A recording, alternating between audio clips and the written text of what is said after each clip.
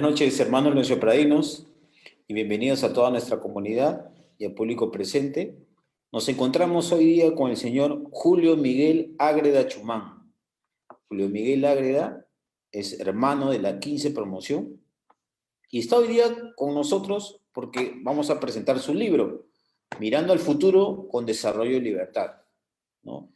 Nuestro hermano ha estudiado, ¿no? Es egresado de Bachiller de Ciencias de Sociología en la antigua Facultad de Ciencias Sociales de la Universidad Agraria de La Molina, ¿no?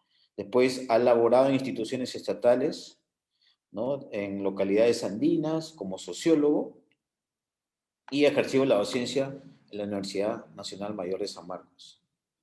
Con mucho agrado, la Asociación Leonciopradeña la tiene hoy día para que nos pueda explicar, nos pueda presentar su libro, que va a salir pronto a la venta, y que justamente en honor a ello estamos apoyándolo al hermano y queremos conocer además, obviamente, su expresión, qué contiene el libro, y cualquier pregunta que tengan la vayan a ir haciendo al Facebook, que se la vamos a hacer al final de su exposición. Hermano Julio Miguel, bienvenido y queda usted con la audiencia para la presentación de su libro. Adelante. Muy buenas noches.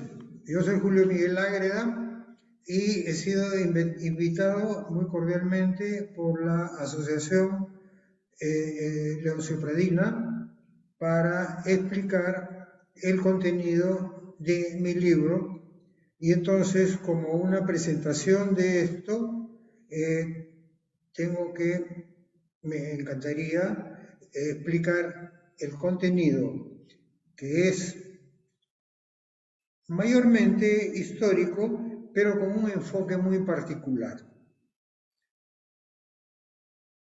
Toda la exposición gira alrededor de la evolución de la especie humana, desde las primeras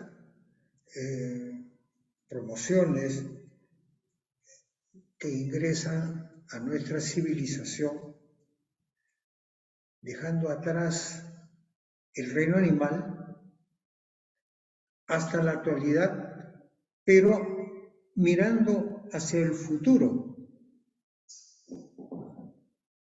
En esta exposición prescindimos completamente de los aspectos políticos, ideológicos, filosóficos, etc., que muchas veces tienen que ver con conflictos, traumas, guerras, revoluciones, etc. Mi exposición prescinde completamente, deja completamente de lado estas convulsiones sociales que han ocurrido en la humanidad y que la historia convencional las refiere, las ilustra y muchas veces las detalla. Si hago abstracción, dejo de lado todas estas consideraciones de tipo conflictivo, para usar solo una palabra, ¿de qué trata el libro? Si es historia de la humanidad, de algo que no tiene mayormente que ver con estas convulsiones políticas que han ocurrido por miles o millones en toda la humanidad. El contenido gira alrededor de una sola consideración. Se podría considerar como de tipo económico, pero yo preferiría no catalogar ni ponerle títulos a la problemática. De lo que trata el libro es, en cambio, de algo que ha venido desarrollándose en forma continua desde los primeros días de la especie humana, cuando salimos del reino animal hasta la actualidad. Como decía, esto se podría considerar como una temática económica, pero yo preferiría dejar de lado ese asunto y cambiaría lo económico por lo humano. Es el desarrollo humano el que, en mi opinión, y que se desarrolla ampliamente en el libro, es la evolución de la capacidad productiva del ser humano. Eso nos diferencia del resto de las especies del reino animal, de la cual hemos salido.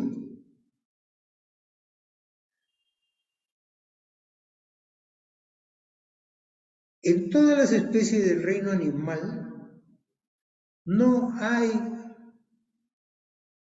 reflexión, razonamiento, análisis, síntesis y acumulación de conocimientos, lo que solo se da en la especie humana. Eso nos diferencia fundamentalmente. Ahora bien, si nosotros hemos salido, ¿por qué hemos salido del reino animal convencional para iniciar una historia completamente diferente y divorciada del resto del reino animal? Porque debe haber habido un monito que no se conoce sus características actualmente, es posible que haya desaparecido completamente hace mucho tiempo, que en su cerebro apareció un factor que dio lugar a la reflexión, con todo lo que esto implica: análisis, síntesis, etcétera, evolución. Los monitos, hasta los más avanzados que conocemos actualmente, no evolucionan. Repiten su ciclo vital en forma continua, idéntica, a lo largo de sus generaciones. Todas las especies de animales, cualquiera que sea, sus individuos nacen, crecen, se reproducen, envejecen y mueren. Sus sucesores repiten exactamente el mismo recorrido. Nacen, crecen, se reproducen y mueren, etcétera, etcétera, etcétera. Siempre igual. La especie humana no.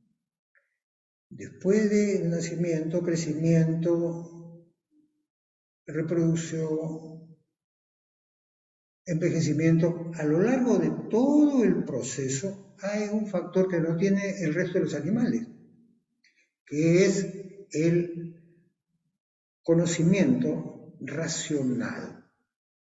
Y eso nos permite progresar. Gracias a ese elemento, el ser humano puede progresar y siempre progresó. Y en el libro yo refiero ese progreso al factor capacidad productiva. Para mí, todo el desarrollo de la especie humana gira en torno a la acumulación de la capacidad productiva del ser humano. Desde el hombre primitivo hasta la actualidad, la diferencia entre una y otras épocas ha estado referida directamente a la capacidad productiva del ser humano, que siempre se ha desarrollado acumulativamente. Lo que ha variado es el ritmo, la velocidad de esa acumulación. En unas épocas, la acumulación de conocimientos ha sido mucho más lenta que en otras. Por ejemplo, el hombre primitivo que llegó a la historia de la humanidad desde el primer día, probablemente se las pasó caminando, buscando frutos, qué animales cazar para alimentarse. En la misma forma, a lo largo de muchos años, miles de años, con pequeñísimos cambios. ¿Por qué? Porque como no tenía elementos auxiliares para producir, su producción solamente estaba limitada a el coger frutos que producía naturalmente la vida en forma normal. Las plantas producen frutos y entonces el ser humano en sus primeros tiempos se alimentaba solo buscando esos frutos. Todo el día se la pasaba caminando buscando qué comer. Por lo tanto, no tenía mayor tiempo para dedicarse a desarrollar la producción, porque la producción corría casi íntegramente a la naturaleza, al campo de la naturaleza. Entonces, por eso se llama a los primeros pueblos humanos de cazadores y recolectores. Recolectaban frutos y cazaban animales.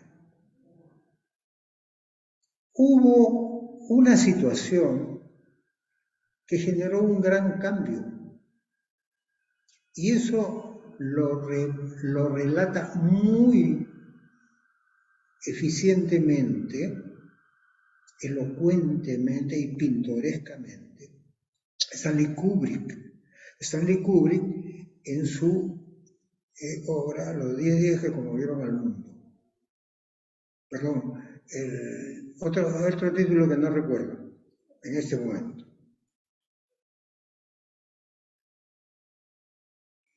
Los seres humanos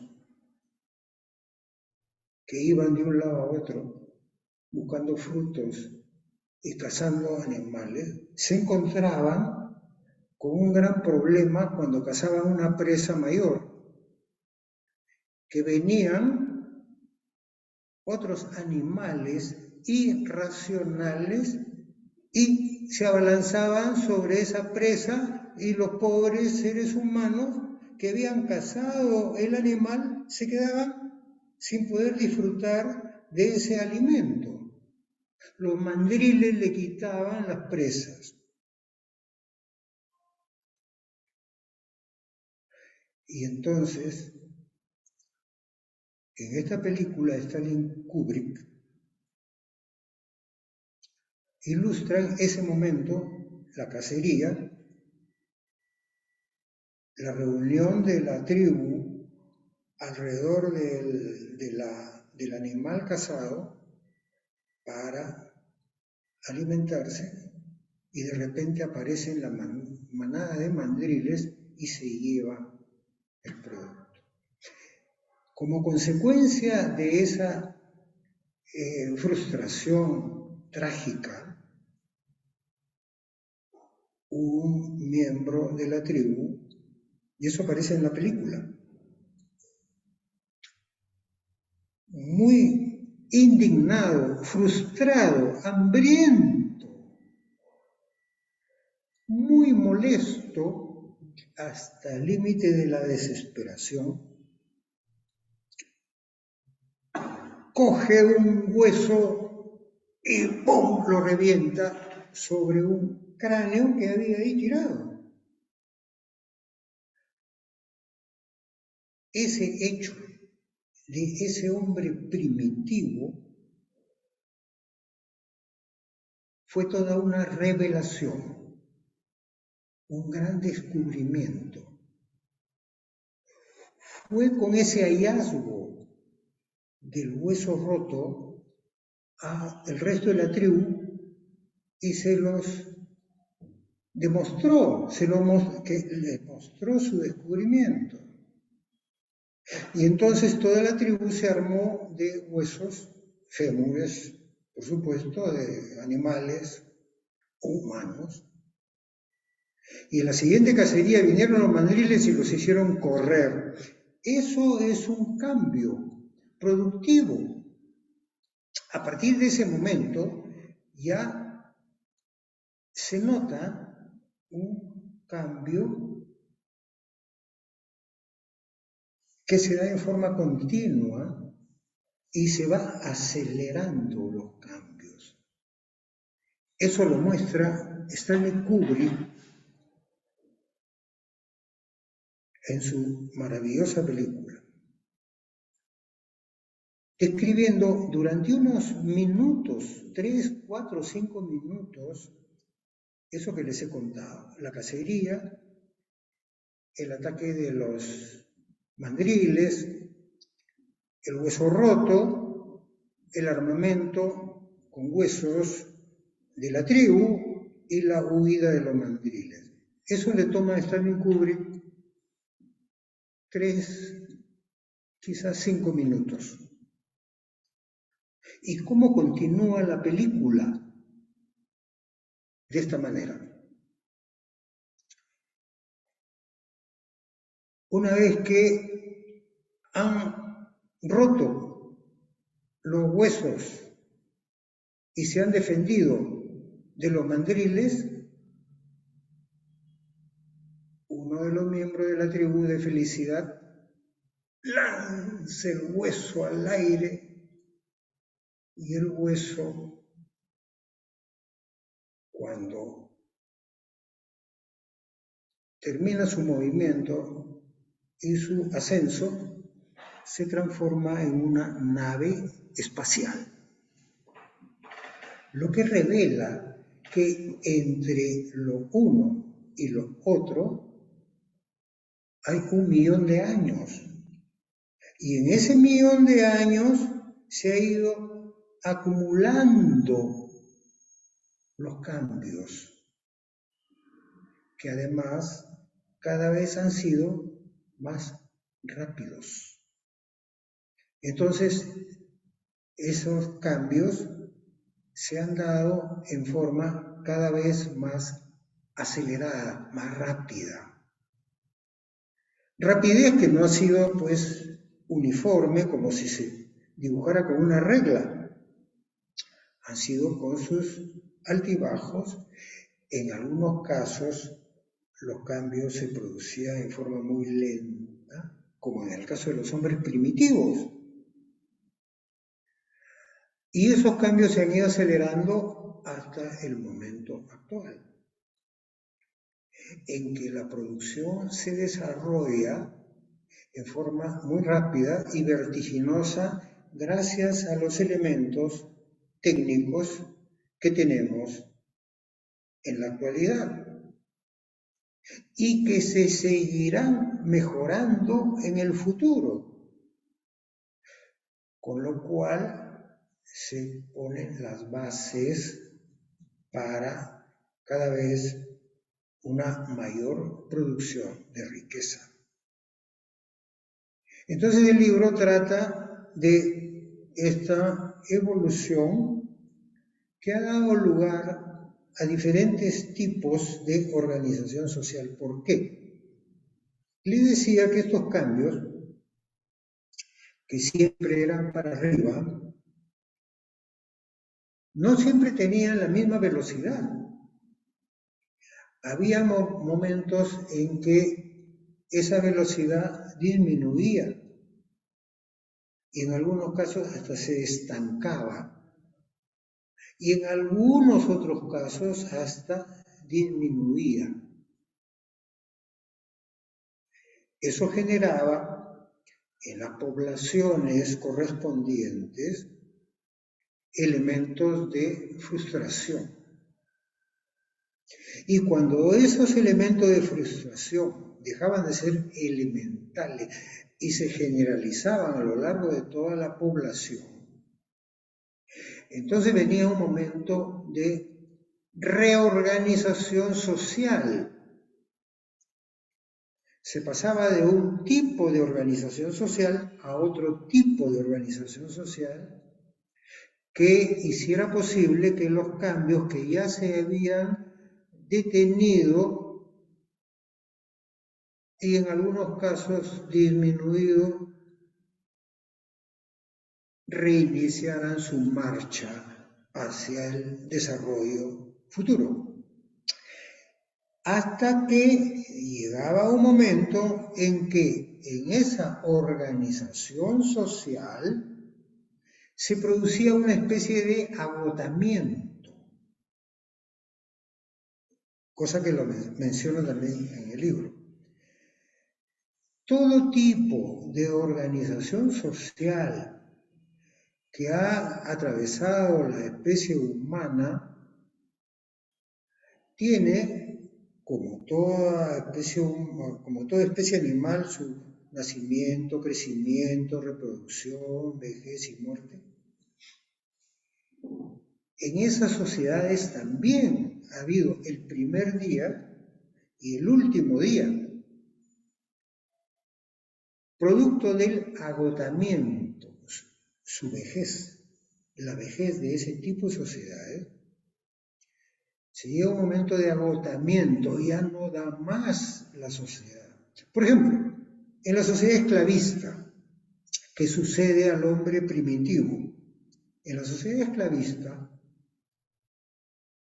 el incremento de la producción, que era algo necesario para el sostenimiento de la clase de los señores esclavistas, ese sostenimiento que sale de los brazos de los esclavos que trabajaban la tierra tiene un límite. Si aumentaba la producción de los señores esclavistas, el consumo, de los señores esclavistas, los esclavos tenían que producir más. Si seguía aumentando la población esclavista, tenía que seguir aumentando su sustento, que proveniendo de los brazos de los esclavos, estos tenían que producir más. Y ahí viene el factor látigo. Trabaja, trabaja, trabaja, trabaja. Pero llega un momento límite, sobre todo por las necesidades que se desprendían de la navegación y de las guerras. Había que sostener a los ejércitos. Entonces el látigo era más activo sobre el lomo de los esclavos, pero llega un momento en que la tierra ya no puede producir más. Por otro lado, una hectárea de tierra no puede recibir más agricultores. Se está llegando a unos límites y se llegó a unos límites, por lo cual Grecia, que era una sociedad que había llegado a una etapa tan floreciente, se agota en su desarrollo necesario, se agota y se convierte en fácil presa de la sociedad que la sustituye dentro de la misma norma esclavista, la romana. Ahí comienza nuevamente nacimiento, crecimiento, reproducción, vejez y muerte. Los romanos, en un momento, ya cuando le llega la etapa de agotamiento, desesperados porque no les alcanzaba para el sustento, llegan a atribuirle a la religión estos problemas y ahí se hacen cargo del cristianismo, considerando que eso los va a salvar, pero tampoco lo consiguen. Y llega un momento en que por ese factor de agotamiento sus energías se debilitaban tanto en las luchas intestinas entre unos y otros que los mandriles sociales humanos que habían a su alrededor, las tribus primitivas, mayormente germánicas y asiáticas, que se habían quedado estancadas en épocas anteriores, les arrebataban a los pobres romanos sus riquezas porque estos estaban entretenidos en sus conflictos internos. Esa fue la última etapa de la sociedad romana y adicionalmente del esclavismo en Europa. Y comienza la historia del feudalismo, la sociedad feudal. Pero hay algo interesante. El señor feudal, que es el líder en esta nueva sociedad, ¿de dónde sale? Del cuerpo del señor esclavista. El señor esclavista se transforma en señor feudal. Y el esclavo se transforma en siervo de la gleba. Y ahí arranca la historia del feudalismo. Las historias convencionales hablan que en esa primera etapa de 1400 años no ha habido progreso, falso, total y absolutamente falso. Eso lo desarrollo también en el libro. Hablan de el siglo de las luces como si recién se reiniciara la marcha de la sociedad, de la humanidad, que ha sido interrumpida con la caída del Imperio Romano. Falso. No ha habido nunca una paralización en el desarrollo de la capacidad productiva del ser humano, sino todo lo contrario. Lo que pasa es que al pasar de la sociedad esclavista a la sociedad feudal, el ser humano ha estado afrontado en la necesidad de reformular la organización social. Y las energías de la civilización se ha invertido en ese proceso de reorganización social que no tenía por qué ser instantáneo. Se ha ido produciendo poco a poco a lo largo de los años y de los siglos, como si para llegar a esa iluminación general no haya sido necesaria el ir prendiendo velitas por velitas desde el primer momento de la caída del Imperio Romano y el primer momento de la sociedad feudal. Las velitas se han ido prendiendo una a una, mil a mil, millón a millón, año tras año, hasta llegar a la iluminación general. Los historiadores convencionales hablan de que después del Imperio Romano ha habido una paralización del desarrollo de la sociedad. Y que recién ese desarrollo se reinicia con la iluminación general del siglo XIV. falso, de toda falsedad. Eso es reducir la capacidad creativa del ser humano. Bueno, eso creo yo que resumiría, lo expuesto, resumiría el contenido del libro que les estoy presentando en este momento. Aquí lo tienen.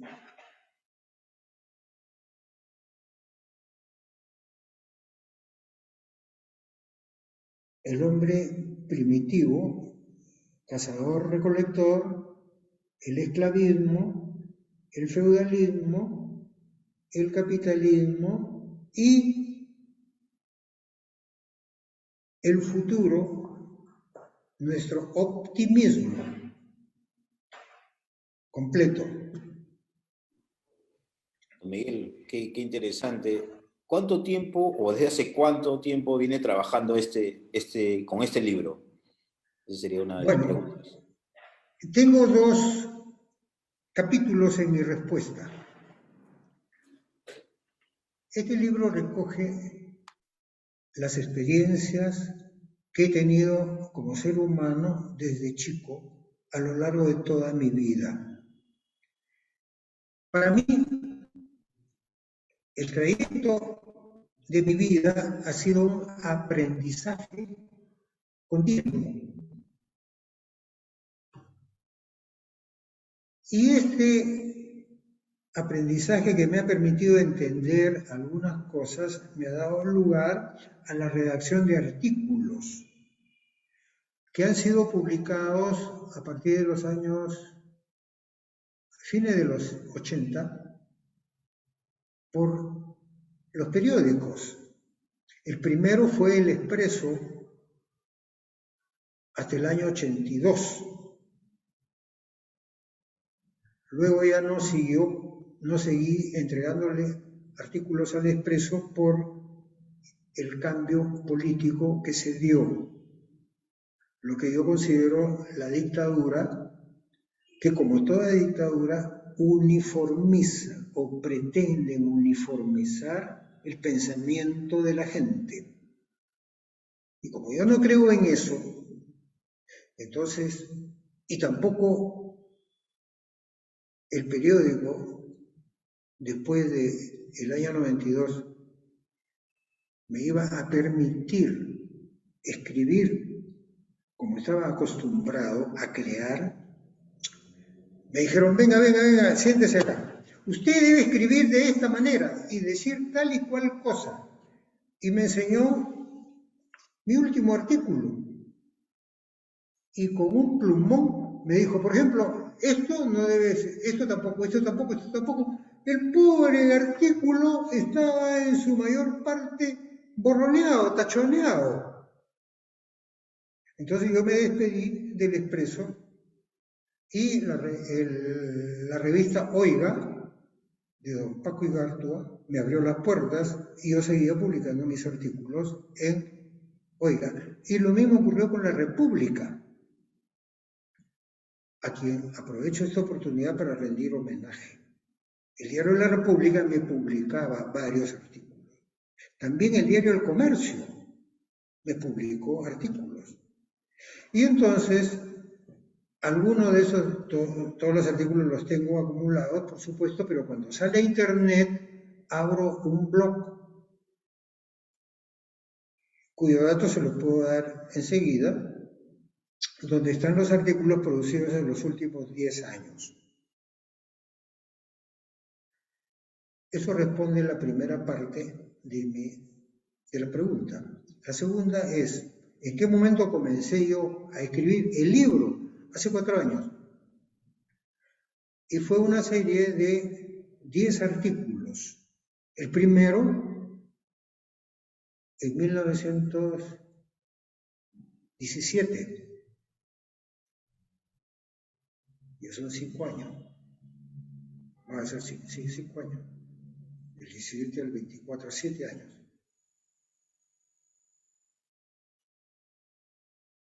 Entonces prácticamente la historia del libro tiene 7 años. Correcto. Don Miguel, estábamos comentando antes del webinar justamente acerca de los peruanos que leemos poco. Así que quisiera algún comentario respecto a lo que estábamos comentando, por favor, para toda la audiencia. Sí, desgraciadamente, como te decía, esa es una experiencia muy frustrante para mí. El peruano no lee, te decía, el peruano no lee. ¿Cuántos millones de habitantes tiene Lima? 2 aproximadamente, si no más. ¿Y cuántas librerías tiene? 3 en Miraflores y una en el centro de Lima. Una que otra en algún distrito, en San Isidro, deben haber algunas más. En Surco, me decía un amigo el otro día, que conversábamos de estas cosas, hay una librería. En el mercado de Ciudad de Dios, en San Juan de Miraflores, que es el distrito donde yo vivo, a continuación hay otro mercado que se llama Señor de Uruguay. Los dos están juntos.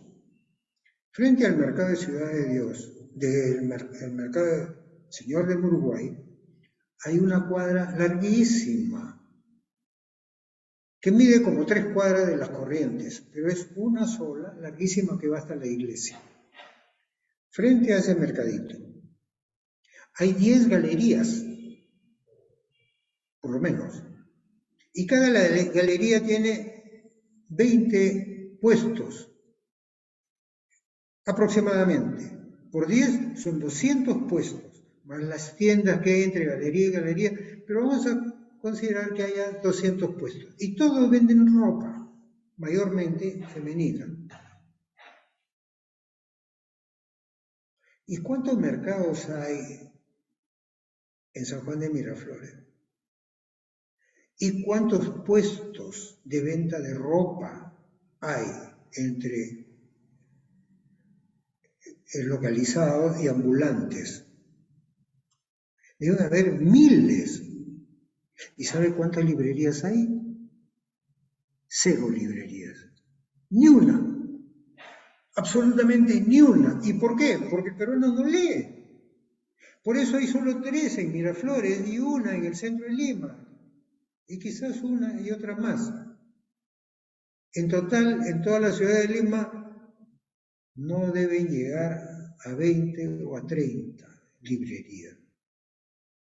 En Buenos Aires, donde yo iba, porque era exportador de productos agropecuarios en los años 80 y traía vino, había muchas librerías, enormes. En una de ellas podían entrar todas las librerías de Lima, la de Miraflores, Lima, Surco y San Isidro, todas en una sola. Librerías enormes, llenas de gente,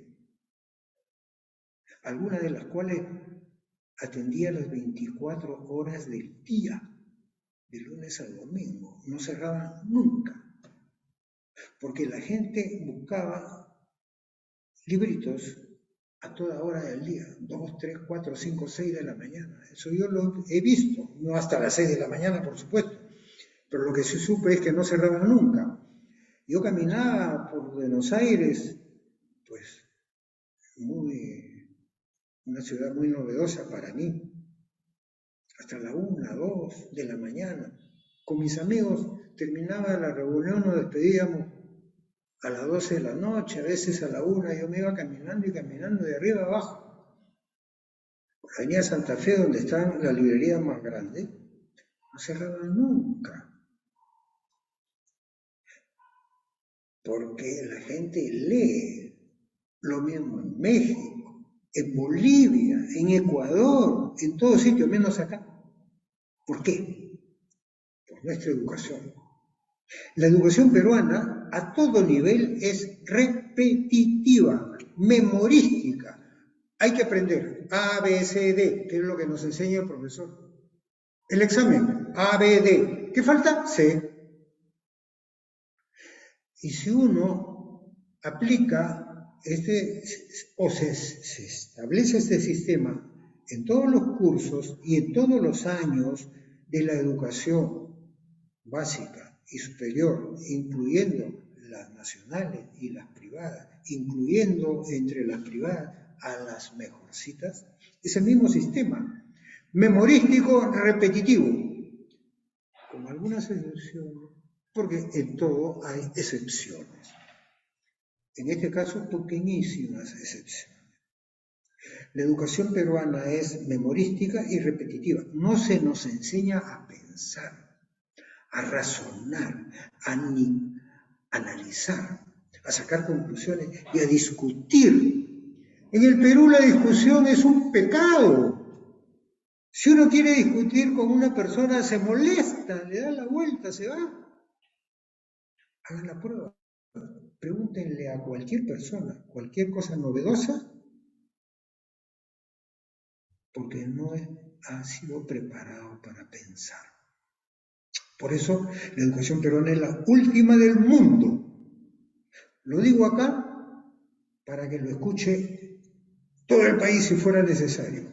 El que ingresa a internet puede escuchar lo que estoy diciendo y verificarlo, si es cierto o no. La educación peruana es la última del mundo, porque todos los países, menos nosotros, hemos cambiado el patrón educativo. Seguimos aprendiendo las cosas de paporreta a todo nivel, y por eso somos, en materia productiva, uno de los últimos del mundo.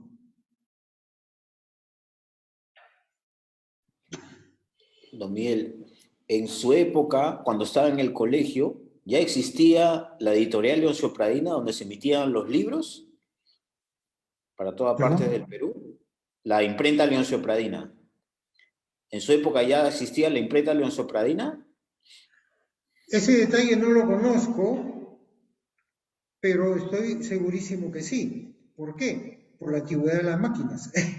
He ido tantas veces a la imprenta que veo pues que las máquinas no son de ayer ni de antes de ayer. Entonces, debe tener una buena cantidad de años y probablemente esa imprenta haya venido con la fundación de la Universidad de San Marcos o poco después de la fundación de la universidad. Correcto. ¿Nos podría hablar acerca de cómo la gente puede adquirir su libro? ¿Sí? Lamentablemente las librerías a quienes he ofrecido el libro, ninguna me ha contestado, porque les he ofrecido en venta. Probablemente lo que esperan es que yo se los ofrezca en consignación.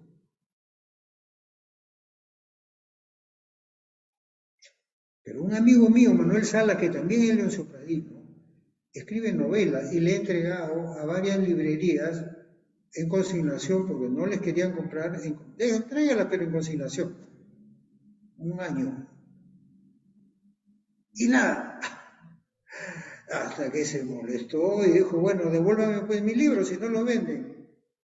Le liquidaron unos cuantos libros y el resto los perdió, prácticamente los perdió. No los encontramos que por aquí ni por allá. Entonces, aprovechando esa información, yo le he puesto una cruz a la librería. No le voy a dar en consignación 100 libros, de ninguna manera. Le daré 10 con la condición de que lo exhiban. Porque a mi amigo Salas ni siquiera le exhibían el libro, que te lo ponían en el montón. Eso yo tampoco voy a aceptar. Entonces, ¿cómo lo ofreceré? Pensando en eso, mi edición no ha sido muy numerosa, por un lado. Y por otro lado, lo que estoy haciendo es ofrecerle a mis amigos, a mis familiares, a mis relaciones laborales, a todo el que tenga la mano, y se lo llevo a su casa. Con que me llamen por teléfono, me lo pidan, le doy el número de la cuenta del banco, me haga el depósito de 60 soles y yo se lo llevo a su casa en cualquier lugar de Lima. Estoy buscando contactos también con amigos que tengo en provincias y si alguno de mis oyentes acá me da algún alcance, alguna sugerencia, yo desde ya quedo completamente agradecido. Muy bien, don Miguel. También vamos a tener en la Asociación Loncio Pradina los libros para que puedan adquirir. Por supuesto, me encantaría, me encantaría. Inmediatamente voy a entregar una cantidad de libros a la Asociación Leoncio Pradina para que los interesados, que muchos de los cuales están viendo este programa, puedan acercarse. Por otro lado, a los que no se puedan acercar me pueden llamar por teléfono. Mi teléfono es 999-099-245. O pedírmelo por correo. Mi correo es jmagreda2000@yahoo.es. Repito, el número de teléfono 999-099-245 y el correo jmagreda2000@yahoo.es. Ok, don Miguel, nosotros vamos a apuntar, ¿no?, los datos que nos ha dado al momento que la gente pueda entrar a la transmisión o después, si el video queda grabado, van a poder contactarlo a los números y al correo que nos ha dado. ¿Cuáles serían sus palabras finales para nuestra audiencia, don Miguel? Solo tendría una, que termine esta triste historia de que el peruano no lee. Si eso llegara a su fin en algún momento, el Perú comienza a desarrollar y a recuperar el terreno perdido, el tiempo perdido. Tengan presente, mis queridos oyentes y televidentes, que en materia educativa el Perú es el último del mundo, porque es el único que mantiene a pie firme su enseñanza memorística, repetitiva. Hay que aprender A, B, C, D, porque el examen va a venir A, B, D. ¿Qué falta? C. En todo. Repito, con algunas contaditas excepciones, que no cambian la situación. Muy importante lo que nos ha dicho don Miguel y obviamente que sirva de reflexión para toda nuestra audiencia, para cambiar nuestra forma de estudiar y que obviamente las autoridades y nosotros mismos también podamos elevar nuestro nivel educativo a través de la lectura de su libro y otras obras más que nos van a ayudar al mejor entendimiento de nuestra sociedad, de la persona como ser humano, y que obviamente nosotros también podemos hacer, somos agentes de cambio, ¿no? Bueno, con todas estas actividades que estamos haciendo, con la participación de las personas, con los libros que nos presentan nuestros excadetes, nuestros exalumnos, así que creo que va a ser una buena elección para todos. Así que yo les agradezco por haber estado con nosotros y agradecerle también a don Miguel por su participación, por su esfuerzo, por traernos una obra más, ¿no? Dentro de tantas obras que escriben nuestros hermanos y que hemos tenido la suerte de tenerlo acá en la Asociación Loncio Pradina y presentarlo con este webinar de presentación de su libro. Y obviamente los números de contacto y los correos los vamos a dejar justamente en el post de este video para que ustedes puedan contactarse con nuestro hermano Miguel, o si no, tengan la opción de poder adquirirlos en la Asociación Loncio Pradina desde la fecha que acordemos con don Miguel y puedan disponer. La asociación está atendiendo de lunes a viernes de 11 de la mañana a 5 de la tarde, ¿no? Con todos los protocolos de bioseguridad, como ustedes ya saben, pero ahí está el señor Carlos Mata, que puede obviamente agarrar y pueden hacer su compra ahí en la asociación directamente y ayudar un poco a nuestro hermano Miguel a que obviamente toda la historia y todo lo que ha descrito en su libro pueda difundirse para todos nuestros hermanos. Gracias, don Quisiera Miguel. hacer, Sí, quisiera hacer un adelante. pequeño añadido, Por supuesto, adelante. tratando de llevarle a la gente el librito, reduje su precio a 40 soles, que era 80 el que yo esperaba que vendieran al público, que lo ofertaran las librerías, comprándomelo a 60. Ese era mi supuesto. Como ninguna librería me contestó, entonces la única manera que tengo de llegar a la gente es bajándole el precio, no digo 80, sino 60, y lo bajé a 40. Y lo ofrecí por internet. ¿Sabes cuánto me contestaron? 0. Nulo. Nadie quiso ni a 40 soles el libro. Entonces, claro, la explicación es la que les he mencionado anteriormente. Nadie lee, y si nadie lee, ¿para qué van a comprar el libro? Ni a 20 soles ni a 2 soles. Entonces, lo puse en el precio de 60, que es al precio que se los ofrecía a la librería, que es el precio que se justifica su venta. Esto. Gracias, don Miguel. Bueno, con estas palabras estamos concluyendo la transmisión y esperamos, mañana tenemos otro webinar, ¿no? Con un hermano de la 17 promoción, el señor Odría, y vamos a estar aquí también a partir de las 7 de la noche. Así que gracias por su atención, gracias, don Miguel, por su presencia, y nos encontramos mañana en el webinar 30 o 31 con nuestro hermano de la 17 promoción, Odría. Listo, acá cortamos la transmisión. Que tengan muy buenas noches. De igual Gracias. manera, Hasta luego. buenas noches.